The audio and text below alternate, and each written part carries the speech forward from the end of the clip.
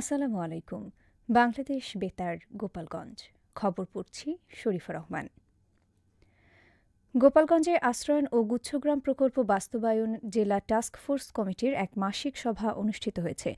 গতকাল দুপুরে জেলা প্রশাসকের সম্মেলন কক্ষে অনুষ্ঠিত সভায় সভাপতিত্ব করেন জেলা প্রশাসক মোহাম্মদ কামরুজ্জামান। বিভিন্ন উপজেলার উপজেলা নির্বাহী কর্মকর্তা সহ বিভিন্ন দপ্তরের প্রধান ও কমিটির সদস্যগণ এ সময় উপস্থিত ছিলেন।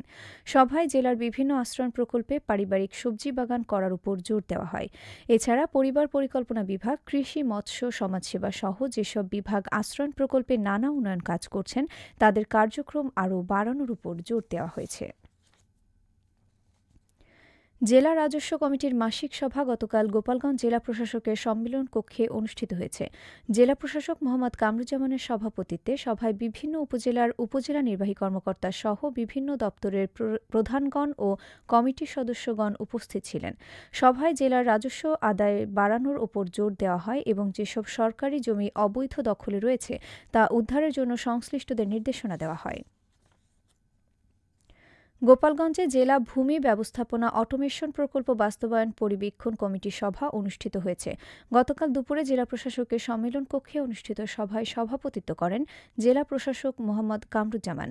সভায় বিভিন্ন উপজেলার উপজেলা নির্বাহী কর্মকর্তাগণ, সহকারী কমিশনার ভূমি, বিভিন্ন অফিসের দপ্তর প্রধানগণ ও কমিটির সদস্যগণ উপস্থিত ছিলেন। শরীয়তপুরে নিরাপদ খাদ্য বিষয়ক সচেতনতামূলক কর্মশালা অনুষ্ঠিত হয়েছে। গতকাল নড়িয়া উপজেলার ডাক্তার খন্দকার আব্দুল জলিল উচ্চ বিদ্যালয়ের সম্মেলন কক্ষে এ কর্মশালা আয়োজন করা হয়। নিরাপদ খাদ্য বিষয়ক সচেতনতামূলক কর্মসূচির আওতায় বাংলাদেশ নিরাপদ খাদ্য কর্তৃপক্ষ শরীয়তপুর জেলা শাখা এই কর্মশালার আয়োজন করে। কর্মশালায় বিদ্যালয়ের শতাধিক শিক্ষার্থী অংশগ্রহণ করে। ডাক্তার খন্দকার আব্দুল জলিল উচ্চ বিদ্যালয়ের প্রধান শিক্ষক রুহুল আমিনের সভাপতিত্বে কর্মশালায় প্রধান আলোচক হিসেবে উপস্থিত ছিলেন জেলা নিরাপত্তা খাদ্য কর্মকর্তা সুব্রত ভট্টাচার্য। এছাড়া নড়াইল উপজেলা খাদ্য পরিদর্শক ও বিদ্যালয়ের শিক্ষকবৃন্দ এ সময় উপস্থিত ছিলেন। গোপালগঞ্জে চায়না দুয়ারি ও কারেন্ট জাল বিক্রির অপরাধে ২ ব্যবসায়ীকে কারাদণ্ড ও ৪ ব্যবসায়ীকে ১,৫০,০০০ টাকা জরিমানা করা হয়েছে। গতকাল বিকেলে গোপালগঞ্জ সদর উপজেলার বৌলতলী ও উলপুর বাজারে ভ্রাম্যমাণ আদালত পরিচালনা করে এসব জরিমানা ও সাজা প্রদান করা হয়। এ সময় দোকানে মজুতকৃত ৩৩,০০০ মিটার কারেন্ট ও চায়না দুয়ারি জাল জব্দ করা হয়। জেলা প্রশাসনের নির্বাহী ম্যাজিস্ট্রেট ও ভ্রাম্যমাণ আদালতের বিচারক রাসেল মুন্সি এ অভিযান পরিচালনা করেন। জেলা মৎস্য কর্মকর্তা বিজন কুমার নন্দী ও সহকারী মৎস্য কর্মকর্তা মোহাম্মদ সায়েদুল ইসলাম ভূঁইয়া সহ আনসার সদস্যগণ এ সময় উপস্থিত ছিলেন। গোপালগঞ্জের কাশিয়ানীতে যাত্রীবাহী বাস উল্টে ৬ শিশুসহ অন্তত ২০ জন আহত হয়েছে। গতকাল সকালে ঢাকা-খুলনা মহাসড়কের কাশিয়ানী উপজেলার ধূসর ব্রিজ এলাকায় এ দুর্ঘটনা ঘটে। কাশিয়ানী থানার অফিসার ইনচার্জ কামাল হোসেন দুর্ঘটনার বিষয়টি নিশ্চিত করে জানান, খুলনা থেকে ছেড়ে আসা রয়্যাল পরিবহনের একটি যাত্রীবাহী বাস ঢাকার দিকে যাচ্ছিল। ঢাকা-খুলনা মহাসড়কের কাশিয়ানীর ধূসর ব্রিজ এলাকায় পৌঁছালে বাসটি নিয়ন্ত্রণ হারিয়ে মহাসড়কের ওপর উল্টে যায়। এতে ৬ শিশুসহ ২০ জন আহত হন।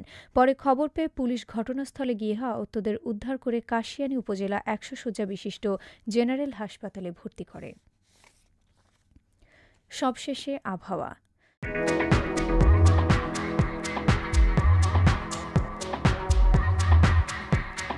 আজ বেলা ১টা পর্যন্ত দেশের অভ্যন্তরীণ নদীবন্দর সমূহের জন্য আবহাওয়ার পূর্বাভাসে বলা হয়েছে, যশোর, খুলনা, বরিশাল, পটুয়াখালী, নোয়াখালী, কুমিল্লা, চট্টগ্রাম এবং কক্সবাজার অঞ্চলসমূহের উপর দিয়ে দক্ষিণ অথবা দক্ষিণ-পূর্ব দিক থেকে ঘণ্টায় ৪৫ থেকে ৬০ কিলোমিটার বেগে অস্থায়ীভাবে দমকা অথবা ঝোড়ো হাওয়া সহ বৃষ্টি অথবা বজ্রবৃষ্টি হতে পারে। এসব এলাকার নদীবন্দরসমূহকে ১ নম্বর সতর্ক সংকেত দেখাতে বলা হয়েছে। খবর শেষ হলো। আমাদের পরবর্তী খবর প্রচারিত হবে আগামীকাল সকাল ৮টা ৩০ মিনিটে বাংলায়।